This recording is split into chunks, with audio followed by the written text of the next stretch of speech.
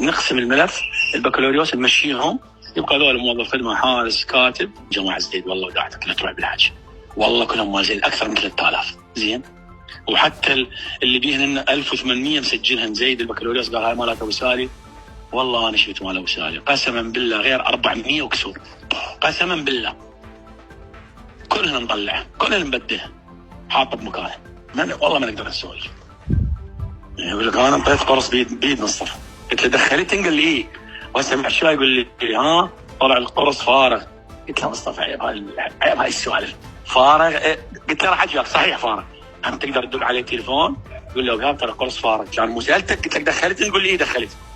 بعدين طلع زيد قال لك كذا. قسما بالقران قمت انا ادق عليه ما يجاوبني، قسما بالله العظيم.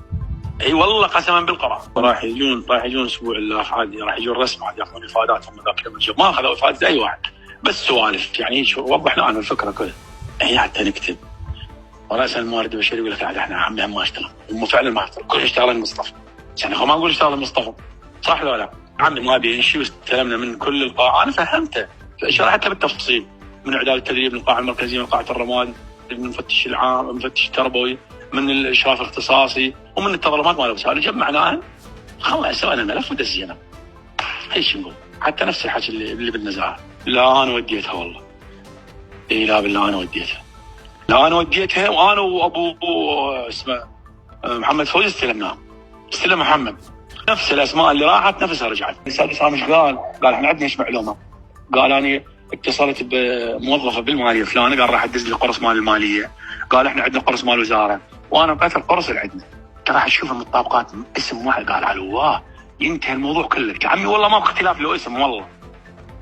لا مو بس هاي، احنا من عشينا زيد الفتره زعلانه فندي فوق ما اذان انه هو زعلان.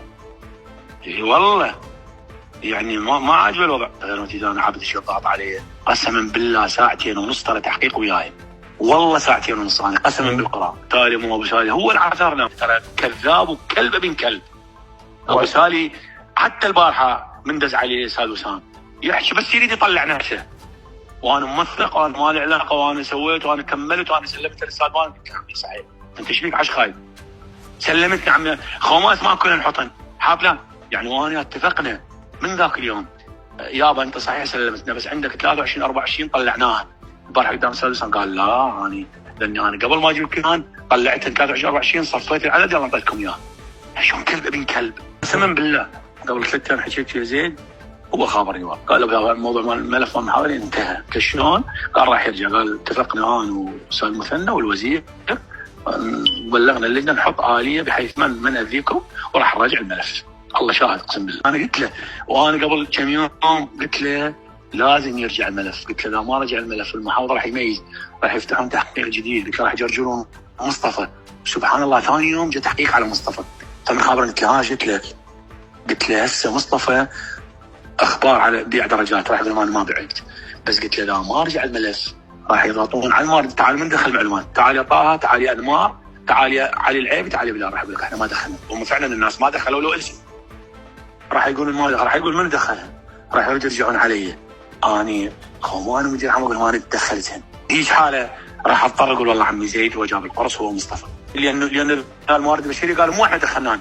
لا شنو الشيطان دخلهن يعني اذا يدزون علي لازم يقول انا اشتغلت. ما ابي مسؤوليه بس حتى لا يعني يخلي الموضوع يروح كله باتجاه السلبي مو زين.